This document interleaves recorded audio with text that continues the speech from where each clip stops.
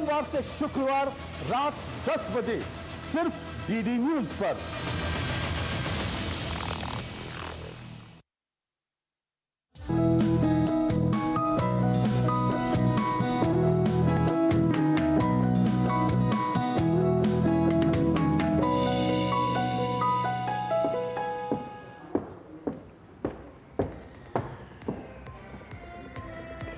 नमस्कार, total health में आप सभी का स्वागत है। मैं हूं किरण भारद्वाज।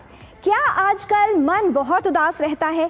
किसी काम को करने में मन नहीं लगता, मन बुझा बुझा सा रहता है, आप गुमसुम हो गए हैं, या फिर आपको ऐसा लगता है कि थकान बहुत अधिक हो रही है, चिड़चिड़े से रहते हैं, गुस्सा बहुत अधिक करते हैं, या फिर सब कुछ होने के बाद भी खालीपन महसूस हो रहा है?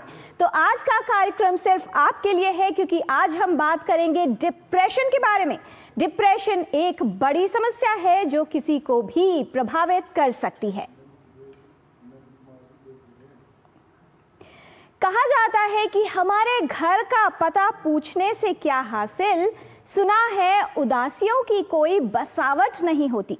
वो उदासी जो लंबे समय तक चले, आपकी कार्य क्षमता को प्रभावित करे और आपके व्यक्तित्व में बदलाव आने लगे, ये संकेत हो सकती है डिप्रेशन का। डिप्रेशन कितनी बड़ी समस्या है और क्यों होती है, ये हम जानेंगे विशेषज्ञों से। बहुत से प्रश्न ऐसे हैं जो हमारे मन में उठते हैं। क्या हर उदासी डिप्रेशन है?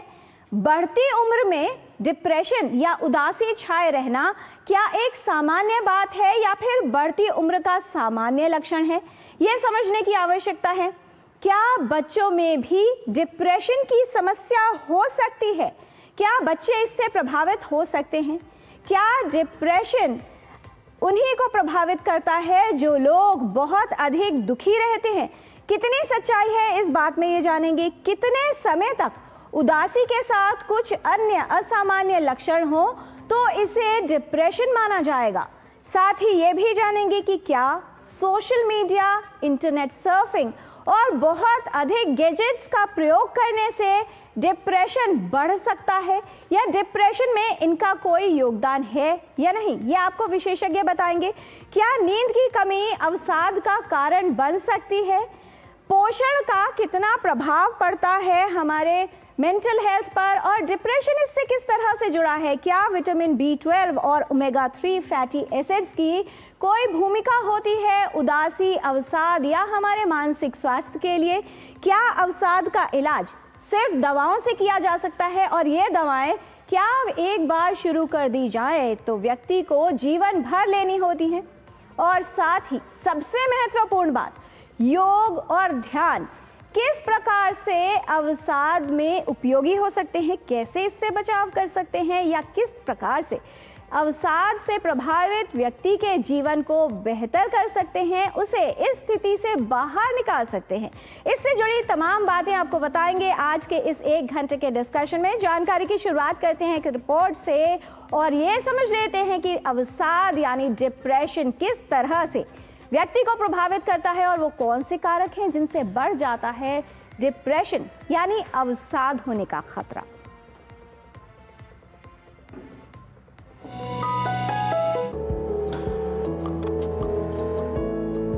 अवसाद यानी डिप्रेशन एक आम समस्या है जिससे कई लोग प्रभावित होते हैं। अवसाद एक मानसिक स्थिति है जिससे उदासी की भावना उत्पन्न होती है। इसके कारण व्यक्ति के सोचने, सोने, खाने और व्यवहार में बदलाव उत्पन्न हो सकता है। अवसाद बच्चों से लेकर बड़ों तक किसी को भी प्रभावित कर सकता है और इसके कारण हर व्यक्ति में भिन्न हो सकते हैं। निराशावादी व्यक्तित्व, चोट या तनाव, अवसाद का पारिवारिक इतिहास, गंभीर बीमारी से ग्रस्त होना और मनोवैज्ञानिक रोग, इन सभी कारकों से अवसाद से ग्रस्त होने की संभावना बढ़ जाती है। यदि व्यक्ति में अवसाद हो तो उसमें ऊर्जा में कमी आती है, थकान महसूस होती है, ध्यान केंद्रित करने, निर्णय लेने में समस्या आ सकती है, बातों को याद रखना मुश्किल हो जाता है। इसके अतिरिक्त सिर दर्द, पेट में दर्द और कई तरह की अन्य समस्याएं हो सकती हैं। डिप्रेशन हर व्यक्ति के लिए अलग हो सकता है। यह स्थिति जीवन में कभी न कभी किसी व्यक्ति को प्रभावित कर सकती है, लेकिन यदि इसका प्रभाव लंबे समय तक चले तो नकारात्मक प्रभाव देखे जा सकते हैं। अवसाद का इलाज संभव है।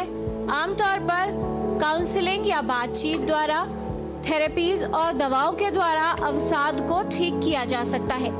यदि आपका मन उदास रहता है, चिड़चिड़ापन रहता है, अत्यधिक थकान महसूस होती है या आप बुझे बुझे से रहते हैं, तो इन लक्षणों को नजरअंदाज न करें। तुरंत एक विशेषज्ञ को दिखाएं और जानें कि कहीं आप अवसाद की गिरफ्त में तो नहीं हैं। किरण भारद्वाज, डीडी न्यूज।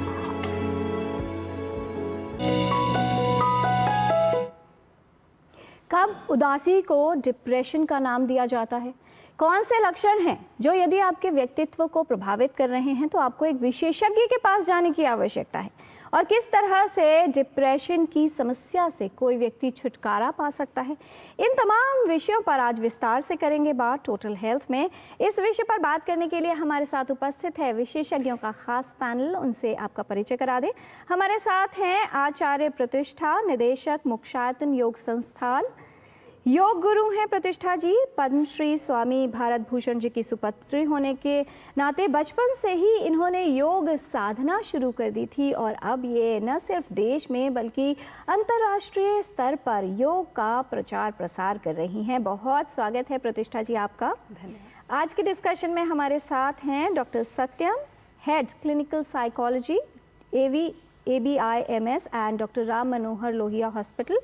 आप साइकोलॉजिकल मैनेजमेंट, साइकोथेरेपेटिक ट्रीटमेंट की एक्सपर्ट हैं और विशेष तौर पर काम कर रही हैं depression, anxiety, schizophrenia, autism, addiction psychology, relationship issues, child and adolescent psychology, pain psychology, crisis intervention and disaster management पर। बहुत स्वागत है डॉक्टर सत्यम आपका। Thank you. आज का जो विषय है वो हम सभी से संबंधित है क्योंकि कभी ना कभी हम सभी के जीवन में ऐसी अवस्था आ जाती है जब हमें लगता है कि जीवन में सब कुछ होने के बाद भी एक निराशा ने घेर लिया है। यदि ये समस्या, ये स्थिति लंबे समय तक चलती है तो न सिर्फ हमारे व्यक्तित्व को प्रभावित कर सकती है बल्कि इसके गंभीर परिणाम हमें न सताएं। इसके लिए आवश्यक हो जाता है कि सही समय पर एक विशेषज्ञ के पास जाएं।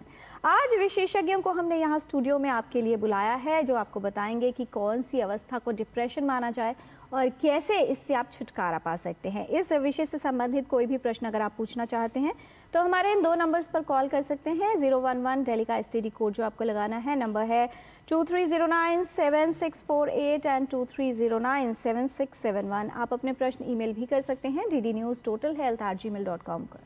जानकारी की शुरुआत कर लेते हैं और समझ लेते हैं कि क्या है ये अवस्था जिसे डिप्रेशन कहा जाता है। और आजकल तो बच्चे भी ये कहने लगे हैं कि आज ये काम ठीक से नहीं हुआ तो आज मैं बहुत डिप्रेस्ड हूँ। दरअसल डिप्रेशन है क्या? प्रतिष्ठा जी, आजकल आपके विशेषज्ञ के तौर पर क्या बताना चाहेंगी? क्या लगता है आपको कि कितने आम हो गई है डिप्रेशन की समस्या और क्यों छोटे से लेकर बड़े तक सभी इससे प्रभावित हो रहे हैं? जी किरण जी, मुझे लगता है कि जो हमारे ह्यूमन इमोशंस हैं उसमें कभी खुश हो जाना, कभी उदास हो जाना, कभी गिव अप कर देना, कभी बहुत एक्साइटेड हो जाना, ये सब जब आप भौतिक जगत में जीते हैं, एक आम जीवन में जीते हैं तो ये सब नेचुरल है, नॉर्मल है। लेकिन जब हम बहुत अधिक एक विषय पर बात करने लगते हैं, जैसा आपने कहा, मैं उसी बात से आरंभ करूँगी कि हमारे पास एक 7 साल की बच्ची आई और आकर बोली, गुरुजी मैं डिप्रेस्ड हूँ। तो हमने बोला तुमको पता है डिप्रेशन क्या होता है? तो वो चुप, बोले नहीं मम्मा भी कहती हैं वो डिप्रेस्ड है, पापा भी कहते हैं वो डिप्रेस्ड है, तो मैं भी डिप्रेस्ड हूँ। इसलिए आपका ये कार्यक्रम बहुत महत्वपूर्ण है ताकि जन जन को ये समझ में आए कि मात्र उदास हो जाना और अवसाद में आ जाना दोनों में कितना बड़ा अंतर है। तो जब हम सिर्फ भावनाओं की बात करते हैं तो ऐसा हो जाना स्वाभाविक है कि हमें कोई दिन अच्छा होता है, कोई दिन बुरा होता है। लेकिन जब हम उसको क्लिनिकली या मेडिकली ऑब्जर्व करते हैं, जो हमारे एक्सपर्ट्स हैं वो ऑब्जर्व करते हैं, और योग में विशेष रूप से योग विषय ही डिप्रेस्ड लोगों के लिए है, योग विषय ही उन लोगों के लिए है जो बहुत कुछ पाना चाहते थे लेकिन कभी आकर के उन्हें गिव अप करना पड़ गया। और इसलिए योग का सबसे बड़ा उपदेश सबसे बड़े योद्धा को दिया गया रणभूमि के मैदान में, जो जब युद्ध करने की कगार पर आया तो वो शस्त्र त्याग देता है, और उसको हमने अर्जुन के नाम से जाना, और इसीलिए कहा गया कि तस्मात् योगी भव अर्जुनः। तो हम अपने इमोशंस को बैलेंस करने के लिए, इमोशंस को कंट्रोल करने के लिए माता पिता बच्चों को शुरू से ये ट्रेनिंग दें। और जब आप इस स्थिति में आ भी गए हैं कि आपको सुसाइडल टेंडेंसीज होने लगी हैं, आपकी उदासी जा ही नहीं रही है, बहुत लंबे समय तक आप एक ही इमोशन को होल्ड कर रहे हैं, जीवन में बाहरी जगत में जो भी कुछ हो रहा है वो आपको अच्छा नहीं लग रहा है, तो फिर हम उसका उपचार क्लिनिकली तो देखें ही देखें, उसके साथ साथ हम योग और अध्यात्म के माध्यम से उसका उपचार देखें, ताकि हम अपने इस स्थिति से बाहर निकल सकें। जी डॉक्टर सत्यम, डिप्रेशन को ज़रा समझाएं हमारे सभी व्यूअर्स के लिए। दरअसल डिप्रेशन क्या है और कौन सी वो स्थिति होती है जिसमें आप जैसे विशेषज्ञ उस अवस्था को डिप्रेशन का टैग या टाइटल देते हैं? थैंक यू मैम आज के प्रोग्राम के लिए, क्योंकि ये प्रोग्राम बहुत ही आवश्यक है। जिस तरह की आज की दिनचर्या और जीवन शैली बढ़ती जा रही है, बदलती जा रही है, लोगों में भाग दौड़ और बाकी सारी चीज़ों को लेकर के तनाव एक मुख्य कारण बनता जा रहा है समस्या का, तो उसमें लोगों को इसके प्रति जागरूक होना बहुत ही आवश्यक है। जैसा कि आपने पूछा कि डिप्रेशन या अवसाद है क्या, किस अवस्था को हम कह रहे हैं कि ये डिप्रेशन है या अवसाद है।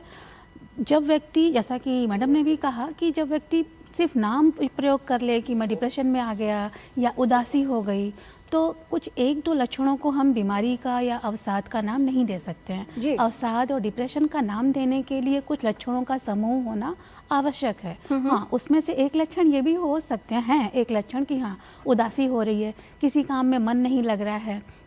तो ये लक्षणों का समूह है जो भावनात्मक, संज्ञानात्मक और व्यवहारिक स्तर से व्यक्ति में देखे जाते हैं। जैसे एकाग्रता न होना, किसी काम में मन न लगना, और वैसे भी कामों में मन न लगना जो पहले बहुत ही आनंददायक थे या जिन्हें करने में बहुत अच्छा लगता था, जिन्हें हॉबीज़ या शौक़ बोल सकते हैं।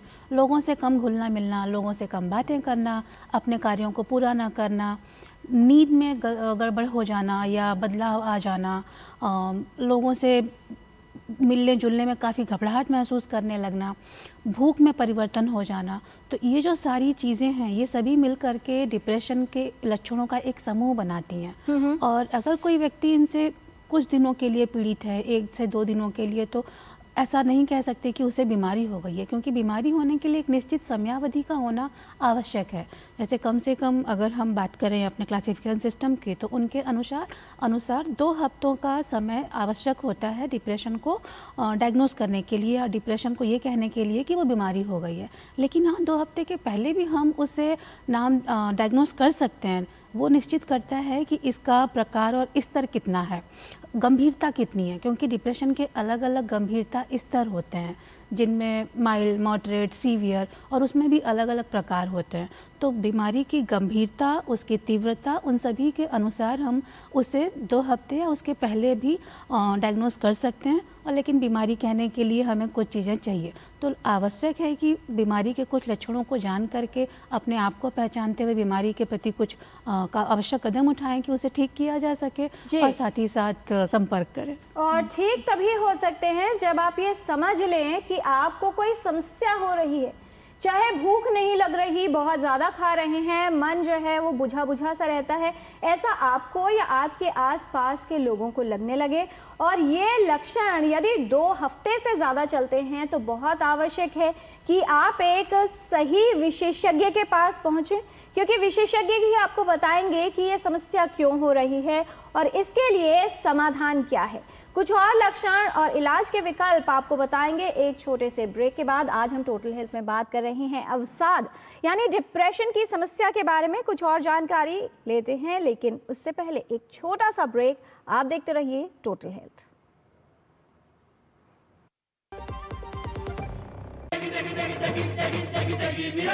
MDH की देगी मिर्च, देगी मिर्च का तड़का, अंग अंग फड़का। MDH की देगी मिर्च। मेरी पसंद, मेरी पसंद, मेरी पसंद, मेरी पसंद, हमारी पसंद, हम सब की पसंद। मजबूत देश का मजबूत सरिया हो गया स्टील। LIC युवा प्रोफेशनल्स के लिए लाए हैं नवजीवन श्री। करें नियमित प्रीमियम का भुगतान, जीवन बीमा का आनंद लें, प्राप्त करें प्रीमियम के प्रतिशत पर गारंटीकृत एडिशंस, अपने वित्तीय लक्ष्यों के अनुरूप मैच्योरिटी पर गारंटीकृत धनराशि पाएं। मौजूदा पॉलिसी धारकों के लिए आकर्षक अतिरिक्त लाभ। आज ही खरीदें। अब आया असली स्वाद। अब आया स्वाद। जब स्वाद के पड़े हो लाले तो MDH का चंकी चाट मसाला डालें। MDH का चंकी चाट मसाला। MDH। ब्रेक के बाद टोटल हेल्थ में आपका स्वागत है। अवसाद यानी डिप्रेशन क्या है और किस तरह से आपको प्रभावित कर सकता है, ये हम विशेषज्ञों से जान रहे हैं। डिप्रेशन किन लक्षणों को माना जाता है, ये हमने समझ लिया है। प्रतिष्ठा जी, आजकल जो हमारा न्यू नॉर्मल की डेफिनेशन है वो बदल गई है। गुस्सा करना इज नॉर्मल, उदास रहना इज नॉर्मल, बहुत ज़्यादा अग्रेशन में रहना इज नॉर्मल। तो उसी तरह से लोगों को लगता है, या बच्चों की जैसे आपने बात कही थी, छोटे से बच्चे भी जब ये कहते हैं कि मैं डिप्रेस्ड हूँ तो उनके लिए इट इज़ नॉर्मल। बहुत सारी समस्याएं पहले भी थी। किस तरह का बदलाव हमारे व्यक्तित्व में आया है, जो एक इंटरनल स्ट्रेंथ की बात आती है, क्या उसमें कहीं कमी आ रही है और क्या हमें अपने न्यू नॉर्मल को की डेफिनेशन को बदलने की आवश्यकता है? सुंदर बात किरण जी। यहाँ पर हमें सबसे पहले, जितने भी आपके दर्शक ये कार्यक्रम देख रहे हैं, दो चीज़ें समझनी है। ये सत्य है कि हमें किसी समस्या को इग्नोर नहीं करना। हम कबूतर बन के आँख बंद करके बैठे रहें तो काम नहीं चलेगा। लेकिन ये भी सत्य है, किसी प्रॉब्लम को आपके माइंड को ओवर पावर मत करने दीजिए। अरे मैं तो बीमार हो गया, अरे मैं तो, जो समस्या शरीर के भीतर से उत्पन्न हो सकती है, उस शरीर के भीतर ही उसका समाधान छुपा हुआ है। तो जो प्रॉब्लम अंदर से क्रिएट हुई है उसको हम अंदर से ठीक कर सकते हैं। और इसमें सबसे महत्वपूर्ण चीज़, जितने भी हमारे मानसिक रोग होते हैं उसमें मन की स्थिति को ही परिवर्तित करने का काम करना है। अब यहाँ पर योग का विषय मन है, इसीलिए कहा गया योग चित्त वृत्ति निरोध। शरीर की वृत्ति की तो बात ही नहीं करी है।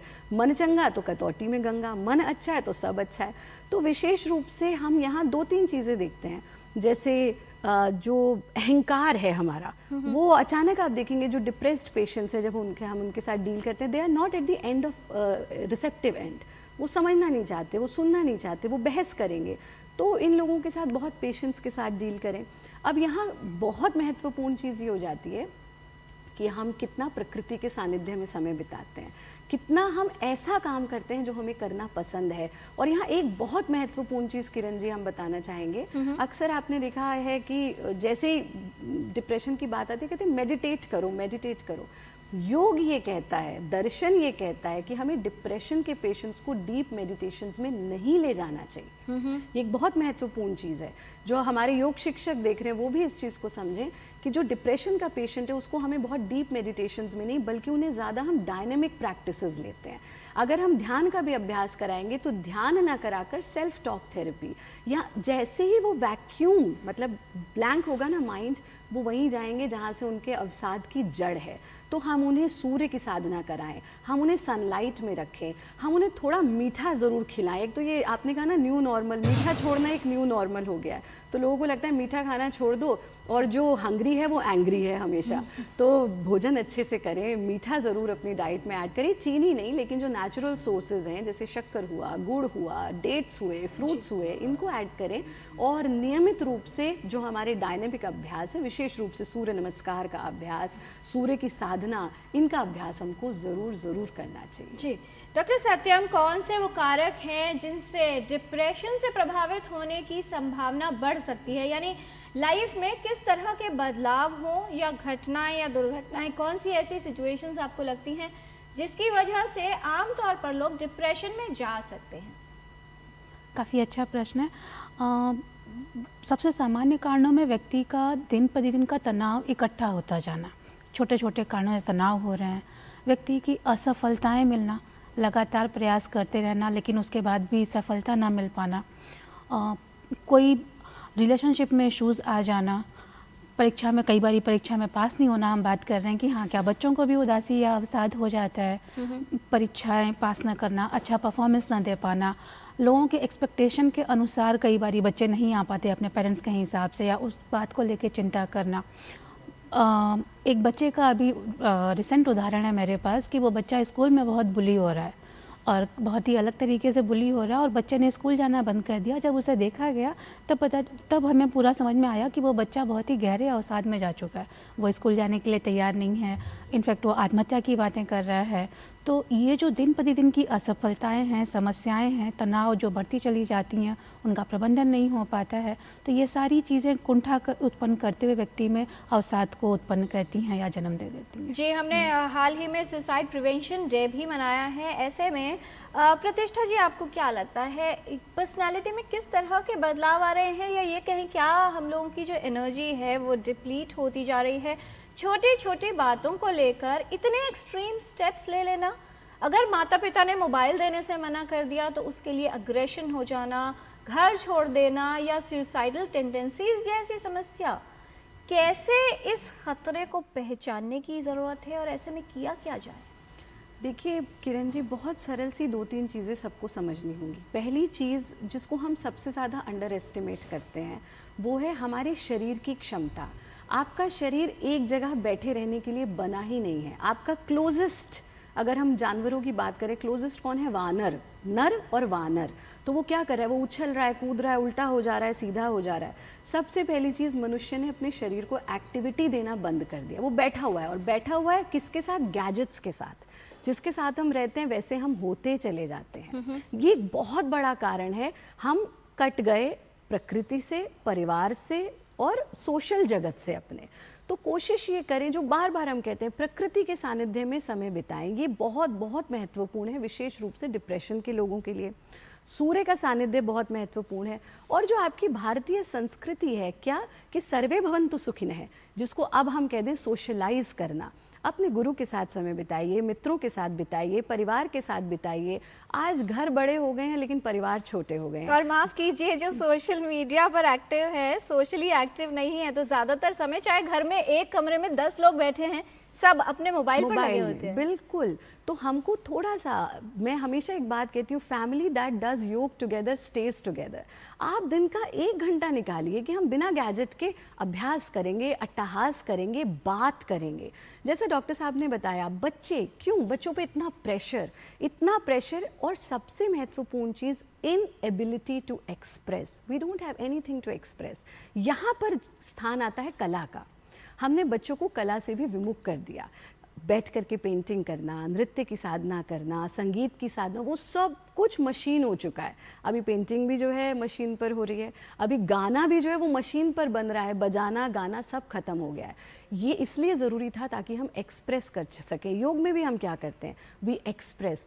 तो ऐसा, और जो अभ्यास हमने कहा, फिजिकल एक्टिविटी, तो हम अपने इमोशंस को रिलीज़ करते हैं। वैदिक काल में नृत्य के माध्यम से, योग की ही तरह, ट्रीटमेंट्स किए जाते थे। आज हम उसे डांस थेरेपी कह रहे हैं, लेकिन ये आपकी वैदिक परंपरा है। तो बच्चों को किसी ना किसी एक कला से ज़रूर जोड़ें, खुद भी जुड़ें। और किरण जी, एक छोटा सा उदाहरण दूंगी। हमारे पास आज से लगभग 20 साल पहले एक डिप्लोमेट आए और वो बहुत तनाव में थे। हमने उन्हें अभ्यास तो जो कराया, हमने उन्हें कहा, आपको क्या करना सबसे ज़्यादा पसंद था जब आप बच्चे थे? बोले, I used to play drums.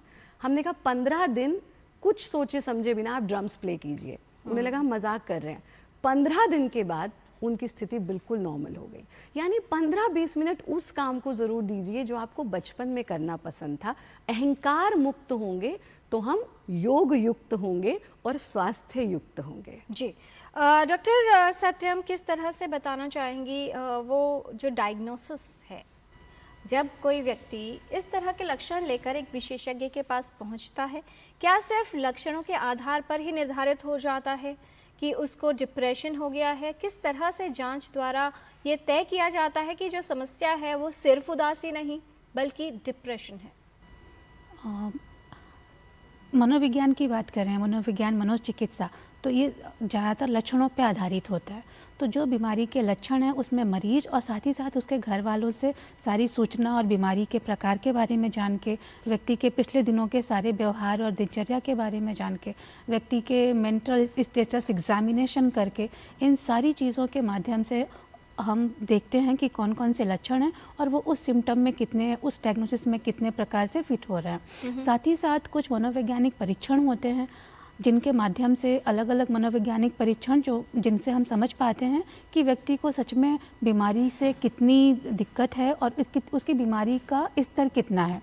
कुछ रेटिंग स्केल्स होती हैं जिनके माध्यम से हम ये देखते हैं कि डिप्रेशन का स्तर कितना है, माइल्ड, मॉडरेट, सीवियर जो बताया कि वो सारी चीज़ों उस रेटिंग स्केल जैसे है मेंटल रेटिंग डिप्रेशन स्केल हो गई, इन सारी जो स्केल है हमारी बिग डिप्रेशन स्केल हो गया, इनके माध्यम से हम उनका स्तर पता करते हैं और उसके बाद उसी प्रकार से इलाज का प्रारंभ किया जाता है। जी, बहुत सारे ईमेल्स हमारे पास आ गए हैं। प्रतिष्ठा जी, शीतल जी का एक ईमेल है जिस बात की हम लोग अभी डिस्कशन में लेकर आए थे, जिसे कि जब बहुत सारी नेगेटिविटी या बहुत ऐसा लगता है कि कहीं ना कहीं जीवन में कुछ नहीं हो रहा, तब तो एक स्थिति मानी जा सकती है कि व्यक्ति को डिप्रेशन हो।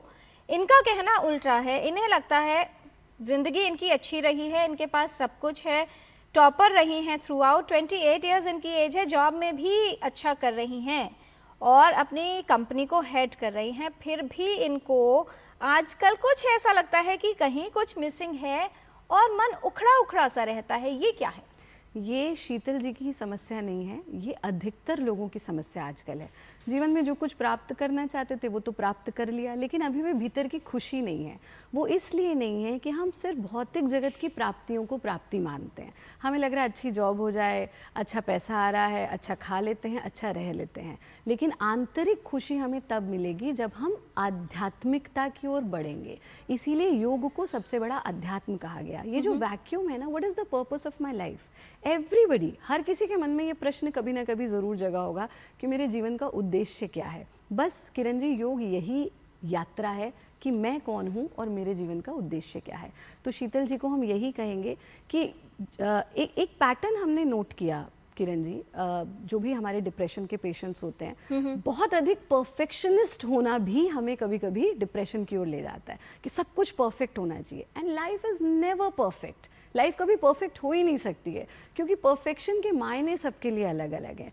तो कभी कभी कुछ चीज़ें, आपके जो दर्शक हैं शीतल जी, आपको ही कहना चाहूँगी कि आप कभी कभी कुछ चीज़ें ऐसे किया कीजिए जिनका कोई मायने ही नहीं है। जैसे नाच लिया, जैसे गा लिया, जैसे मित्रों के साथ कभी घूमने चले गए, और दिल खोल करके दिन में 5 बार हंसिए ज़रूर, क्योंकि बाकी हर चीज़ अधूरी है, हंसना बहुत ज़रूरी है। चाहे तो आपके कार्यक्रम के माध्यम से हम दिखा भी दें कि अट्टहास जो योग का एक बहुत महत्वपूर्ण अंग है, दोनों हाथों को हम खोल देते हैं, पेट को ढीला छोड़ देते हैं, 30 सेकेंड्स ऑफ फ्री लाफ्टर दिन में 5 बार।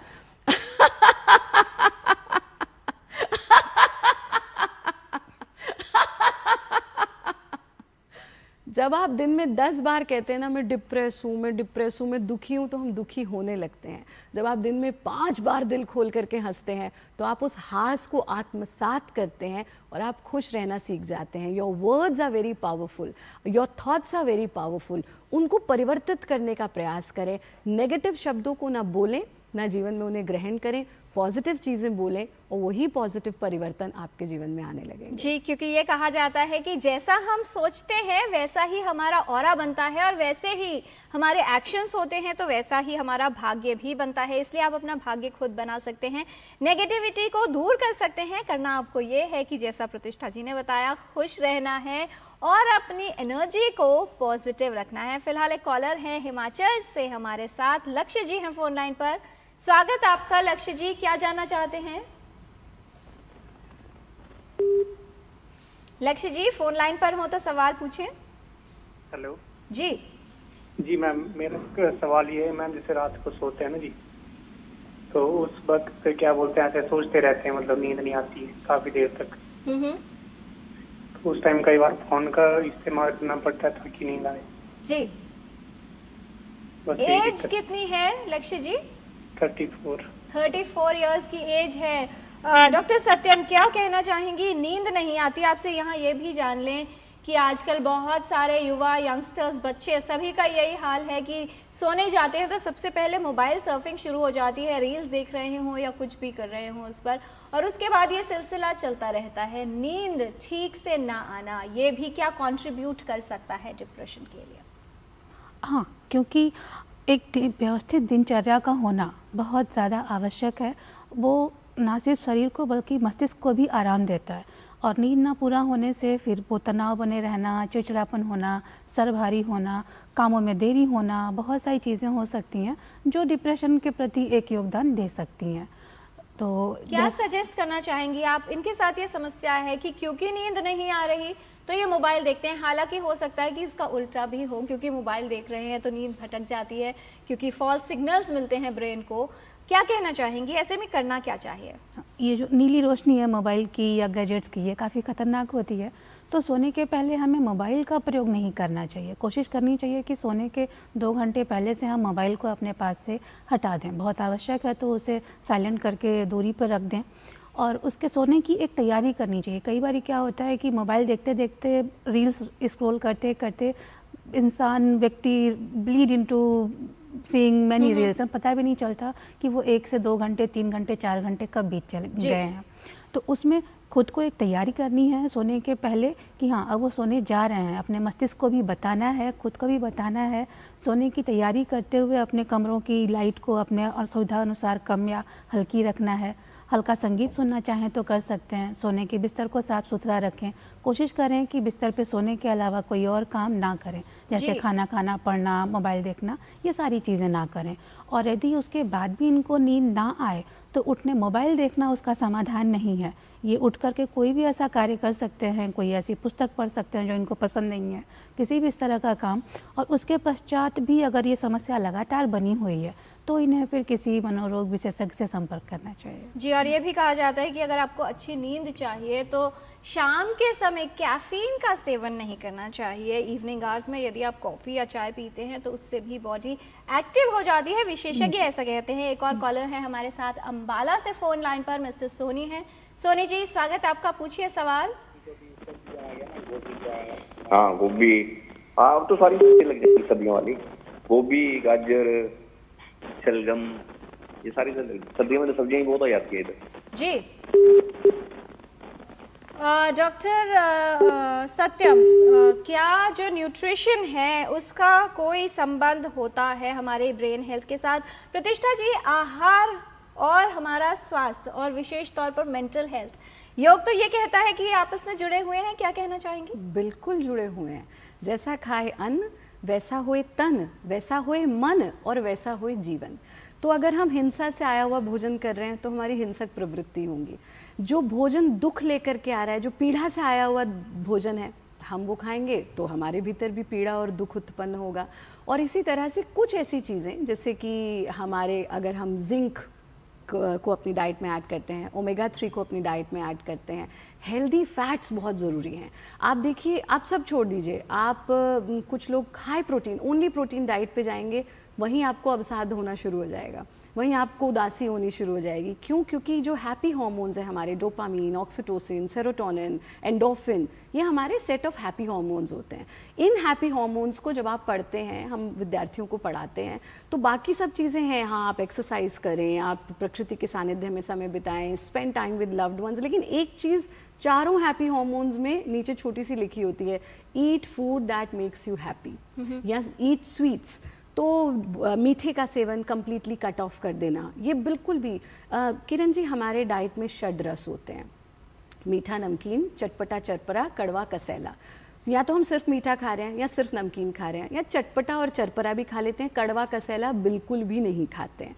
तो हमको अपनी डाइट में कोशिश करना चाहिए एज पर यौगिक डाइट कि हम हर मील में ये 6 के 6 रस लें, किसी भी एक एलिमेंट को कम्प्लीटली कट ना करें।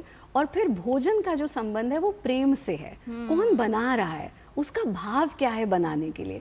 तो प्रयास ये करना चाहिए कि माँ के हाथ का भोजन, पिता के हाथ का भोजन, and food is not only a responsibility of the female of the house, तो पिता भी बनाए, माँ भी बनाए, आप स्वयं भी बनाइए। घर का जो बना हुआ भोजन है वो हमेशा प्रेम से आएगा, उसका हमको सेवन करना चाहिए। और विशेष रूप से अगर आप प्रातःकाल उठकर अपने दिन का आरंभ कुछ सोक्ड नट्स, बादाम ले लीजिए, और किशमिश को अगर आप पानी में भिगो देते हैं रात में, और सुबह उठ करके इस पानी का सेवन कर लीजिए और किशमिश खा लीजिए, ये भी आपके अंदर, बिकॉज मीठा भी हो गया, हेल्दी भी है, ये आपके अंदर हैप्पी हार्मोन्स जनरेट करते हैं। छोटे छोटे डाइट के चेंजेस हमको ज़रूर अपनी डाइट में ले आने चाहिए। जी, और इसी से जुड़ी बात, क्योंकि कहा जाता है कि भोजन जो है वो प्रसाद के समान होना चाहिए, तो यदि आप घर का बना हुआ ताज़ा पका सात्विक भोजन लेते हैं तो इसमें से बहुत सी समस्याएं दूर हो जाती हैं, क्योंकि जैसा प्रतिष्ठा जी ने भी कहा कि एनर्जी यानी किस भाव से भोजन बनाया जा रहा है, कैसे खिलाया जा रहा है, उससे भी काफ़ी कुछ निर्धारित होता है कि आपके अंदर किस तरह के इमोशंस जनरेट हो रहे हैं।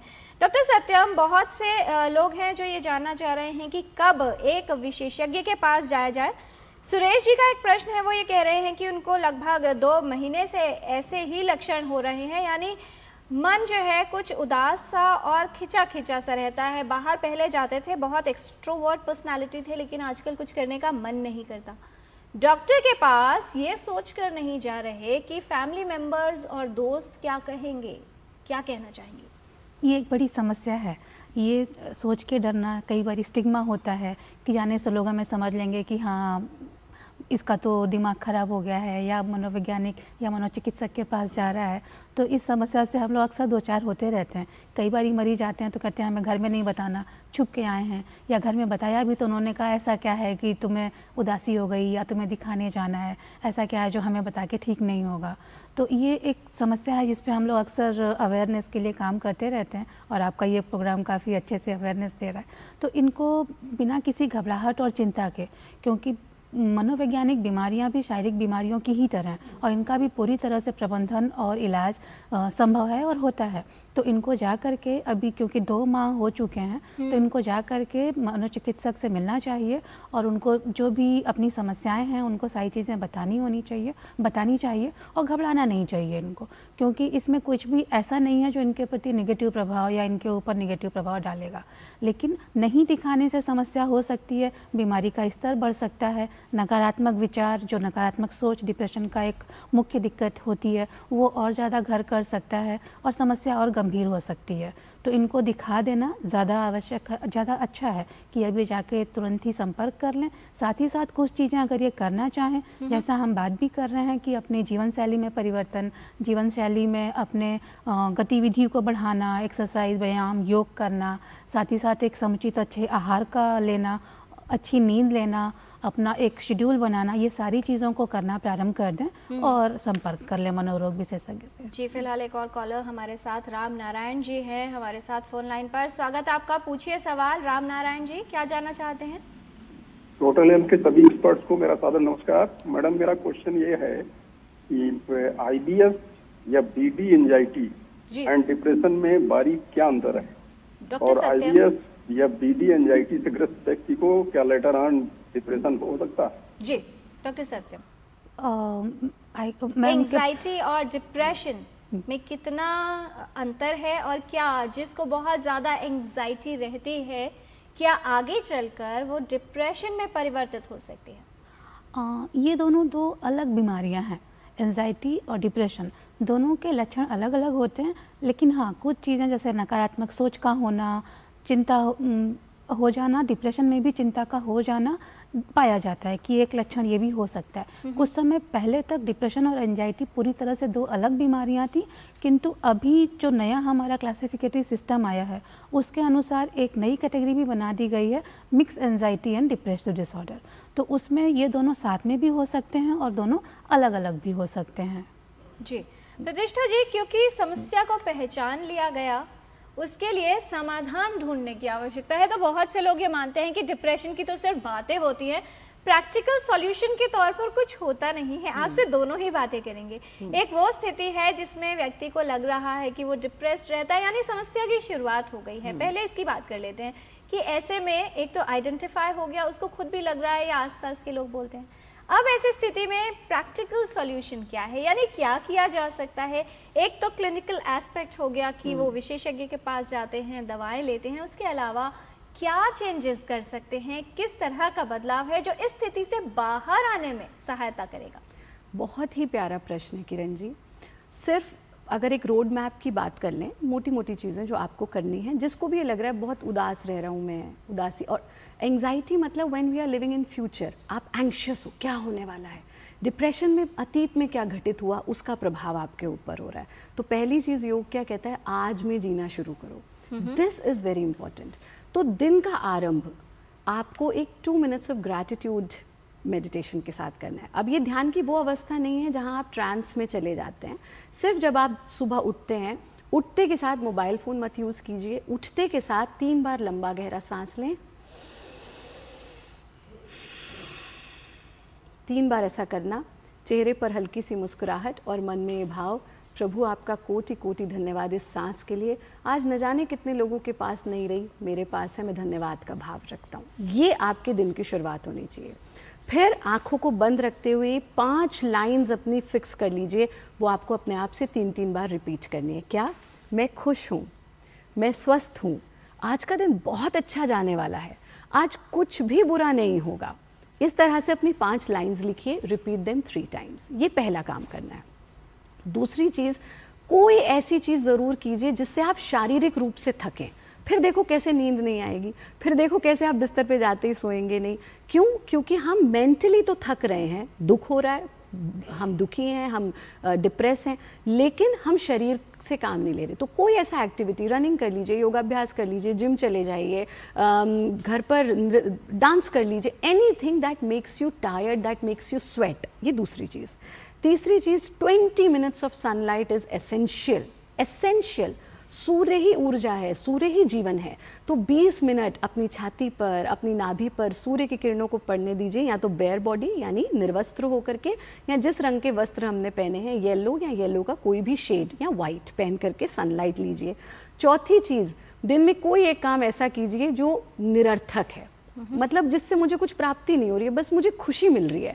मैं परिवार के साथ व्यतीत करूं समय, मित्रों के साथ करूं, मैं नाच लूं, मैं गा लूं, मैं और कुछ नहीं तो टहलने चला जाऊं। कोई भी ऐसा काम which you don't expect anything out of that, लेकिन वो मुझे करना है। और 5वीं और बहुत महत्वपूर्ण चीज़, दिन में 5 बार दिल खोल करके हंसिए। आपने आज किरण जी अपने प्रोग्राम की शुरुआत एक वर्ड से की थी, न्यू नॉर्मल। तो जब कोई हंसता है अब, तो लोग कहते हैं देखो हंस रहा है, और कोई दुखी हो जाए, आजा भाई तू भी दुखी, मैं भी दुखी, हम दुखी दुखी। तो हमें इसको नॉर्मलाइज करना है कि खुश रहना नॉर्मल है, हंसना नॉर्मल है, जीवन को उत्साह के साथ जीना नॉर्मल है, जीवन को एंजॉय करना नॉर्मल है। इसको नॉर्मलाइज करें और उसके लिए सब परिवार दिन में 5 बार दिल खोल करके हंसे। ये 5 काम कर लीजिए, आपके जीवन में निश्चित रूप से परिवर्तन आएगा। आप 15 दिन ये कर लीजिए, आपके जीवन में परिवर्तन ना आए ऐसा संभव ही नहीं है। जी डॉक्टर सत्यम, समस्या की पहचान हो गई, ट्रीटमेंट के तौर पर किस तरह की थेरेपीज अवेलेबल हैं और कितना समय लगता है इसको कार्य करने में? 2 तरह के इलाज हैं इसके। निश्चित करता है कि बीमारी का स्तर और प्रकृति किस प्रकार की है, उसके अनुसार साइकोथेरेपीज़ और फार्माकोथेरेपीज़ जो साइकेट्रिस्ट देते हैं। साइकोथेरेपीज़ में कॉग्निटिव बिहेवियर थेरेपी सबसे ज़्यादा इस्टेब्लिश और प्रामाणिक इस इलाज है इसका, जिसमें 10 से 12 सेशन या 1 से 2 महीने कम से कम लग जाते हैं। उसमें निरंतर फॉलोअप होता है। साथ में और भी दूसरी थेरेपीज़ हैं, mindfulness based cognitive behaviour therapy, individual therapy, ये स्ट्रेस इनोकुलेशन थेरेपी। लेकिन सबसे ज़्यादा इसमें जो प्रामाणिक है थेरेपी, या सभी थेरेपीज़ प्रामाणिक हैं, किंतु सबसे ज़्यादा जो प्रभावी हो जाती है वो कॉग्निटिव बिहेवियर थेरेपी, जिसमें उनके विचारों का परिवर्तन करना, उनकी जीवन शैली पे कार्य करना, उनके सोच विचार में परिवर्तन करना। क्योंकि जैसा हम सभी ने अभी डिस्कस भी किया कि थॉट, फीलिंग, इमोशन, ये तीनों कनेक्टेड होते हैं, और जब तीनों में जब परिवर्तन होता है तो अपने आप व्यक्ति के बीमारी में स्तर में सुधार होने लगता है और बीमारी ख़त्म होने लगती है। तो थोड़ा लंबे समय तक इस बीमारी का इलाज चल सकता है, और लेकिन फिर भी निश्चित इस पे करता है कि बीमारी की प्रकृति और स्तर गंभीरता कितनी है। जी फिलहाल एक और कॉलर हमारे साथ फोन लाइन पर। स्वागत आपका, सवाल पूछिए राजेंद्र जी। हाँ हेलो जी नमस्कार, क्या जानना चाहते हैं राजेंद्र जी? हाँ जी, first of all good morning to all of you. Good morning to you. My name is Rajendra, I am calling from Karampura. I have a 4 question for you. Please. पहला सवाल मेरा ये है कि मुझे ना गुस्सा बहुत आता है, तो इसके लिए मैं क्या करूँ? दूसरा सवाल मेरा ये है कि स्लीप एपनिया, स्लीप डिसऑर्डर में क्या फर्क है, और मुझे इसकी प्रॉब्लम भी है। और तीसरा क्वेश्चन मेरा ये है कि मैम कंसंट्रेशन जो है बिल्डअप करने का प्लीज बड़ी मेहरबानी होगी कोई उपाय बताएं। और चौथा और अहम सवाल मेरा ये है कि मुझे नेकी और भलाई के बदले, जब मुझे बदले में ना क्रिटिसिज्म, बाइकआउट मिलता है या फाइन पनिशमेंट, तो मुझे बहुत दुख होता है और वो बहुत लंबे समय तक मेरे मतलब माइंड से निकल नहीं पाता। तो प्लीज इन 4 सवालों का आंसर दे, बड़ी मेहरबानी होगी। राजेंद्र जी, आपकी एज कितनी है? 47 कंप्लीट एंड 48 रनिंग। 47 ईयर्स के हैं। प्रतिष्ठा जी, बहुत ही महत्वपूर्ण सवाल इन्होंने पूछे हैं। सबसे पहले, गुस्सा बहुत आता है, क्या किया जाए? और दूसरा कि जो बात मन में बैठ जाती है वो निकलती नहीं है, यानी इम्प्रेशन काफ़ी समय तक रहता है। जी, गुस्से का समाधान सिर्फ एक ही है और वो है थोड़ा समय के लिए मौन। मौन एक बहुत महत्वपूर्ण प्रैक्टिस होती है। दिन का आप कोई समय निर्धारित कर लीजिए कि आधा घंटा मैं बिल्कुल चुप रहूँगा।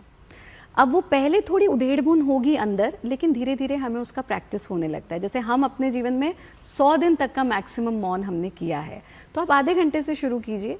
एक्शन का रिएक्शन के बीच में अगर हमें पॉज लेने की आदत पड़ जाए तो हम उसे धीरे धीरे कंट्रोल कर सकते हैं। दूसरी चीज़, ये बहुत बार होता है कि कोई एक थॉट स्टक हो गया और वो निकल ही नहीं रहा है, हम उसमें कहीं ना कहीं उलझ करके रह जाते हैं।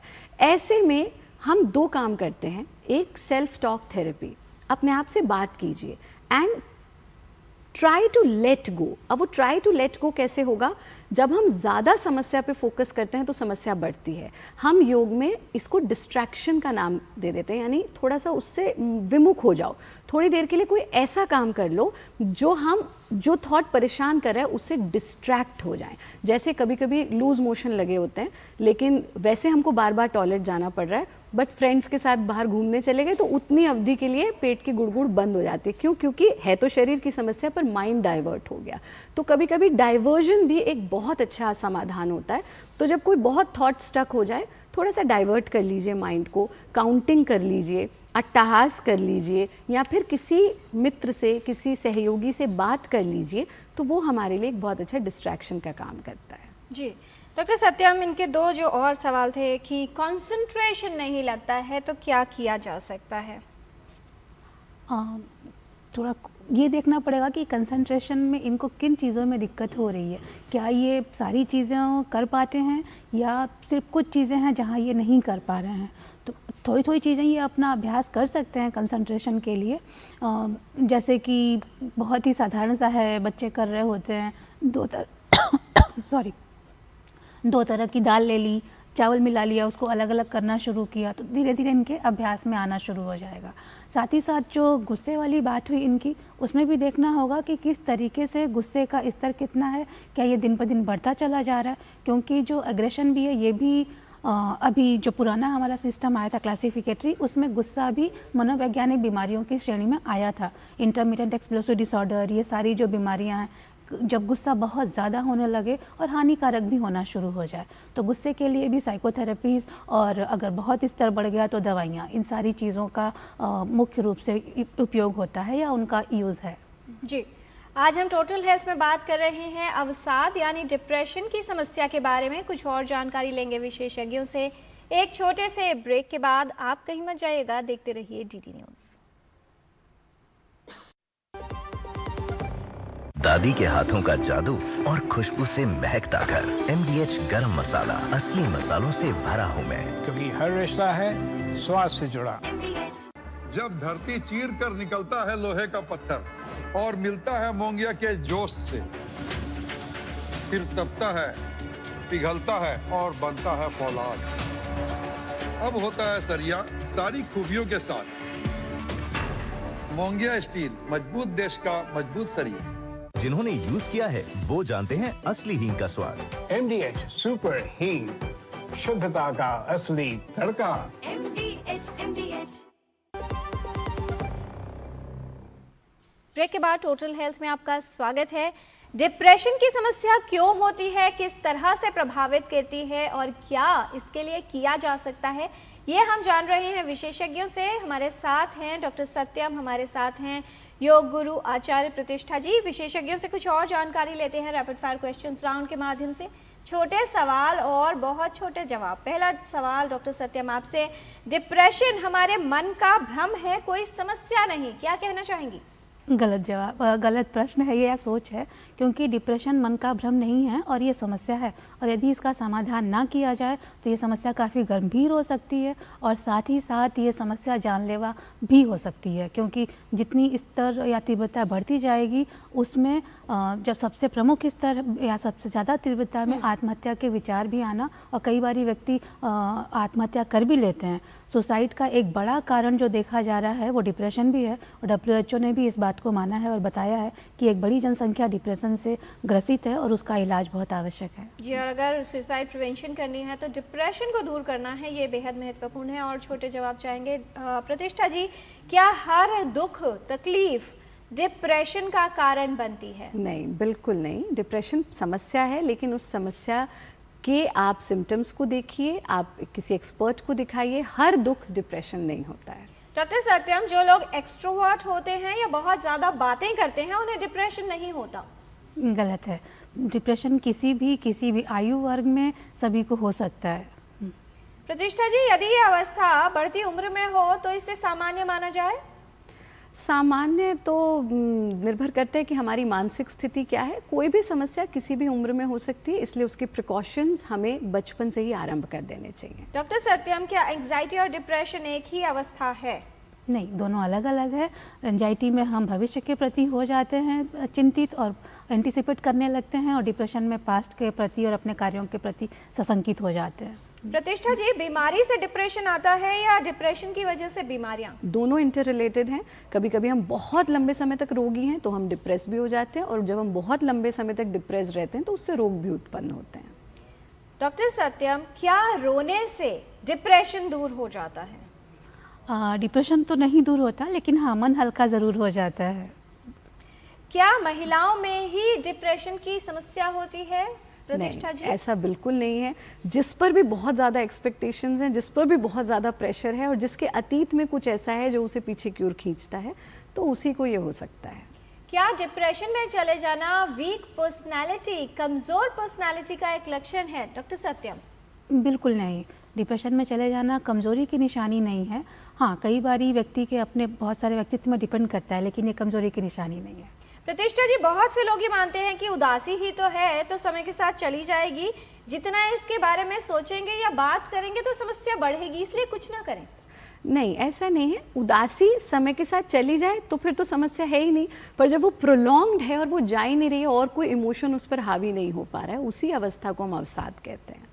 डॉक्टर सत्यम, क्या अगर बहुत अधिक मेहनत का कार्य किया जाए तो डिप्रेशन दूर हो जाता है? यानी अपने मन को काम में लगा दीजिए तो समस्या ही नहीं है?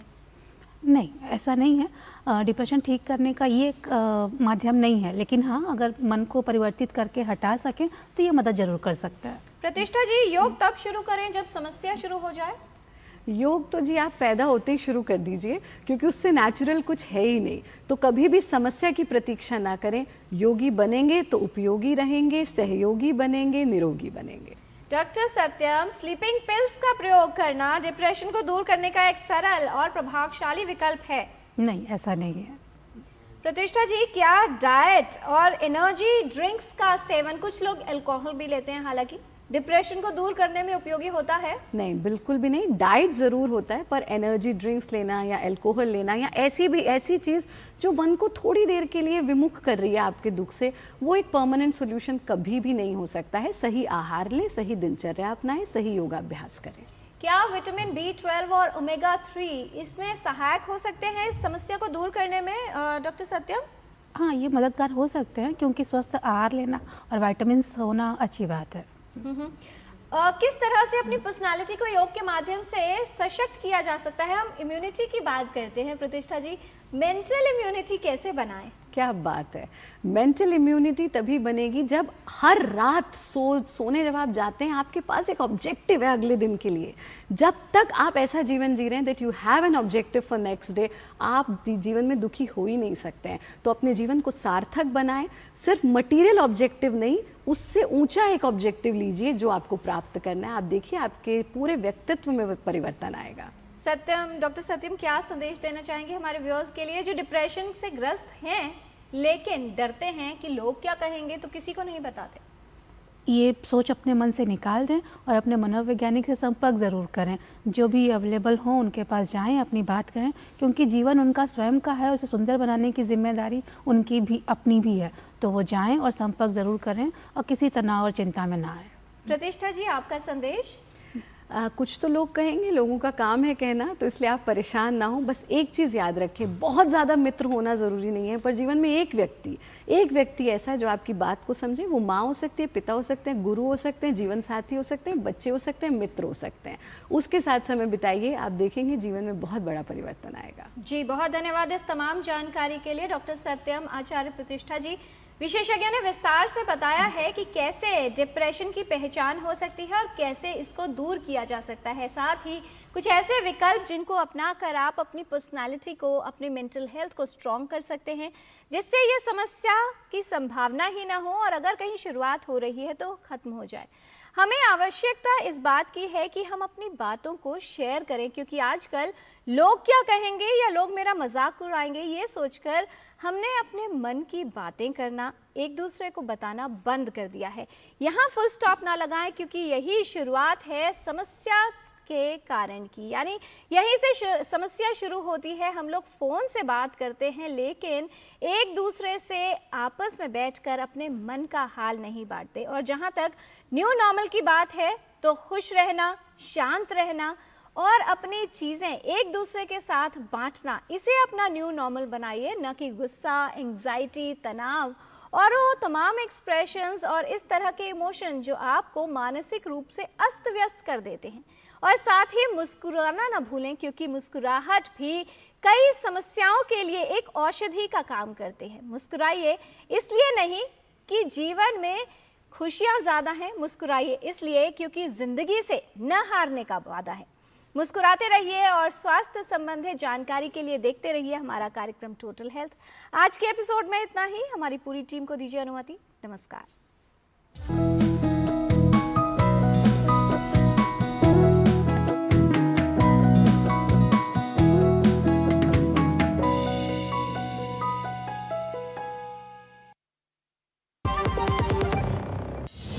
जब सेहतमंद होगी हर नारी, तभी संपूर्ण होगी विकसित भारत की तैयारी। एक बेटी का सामर्थ्य, उसकी शिक्षा, उसका कौशल सिर्फ परिवार ही नहीं, समाज की, राष्ट्र की दिशा तय करती है। माननीय प्रधानमंत्री श्री नरेंद्र मोदी जी की प्रेरणा से महिलाओं के अच्छे स्वास्थ्य के लिए शुरू हो रहा है स्वस्थ नारी सशक्त परिवार अभियान, जिसके तहत स्वास्थ्य शिविर लगाए जाएंगे।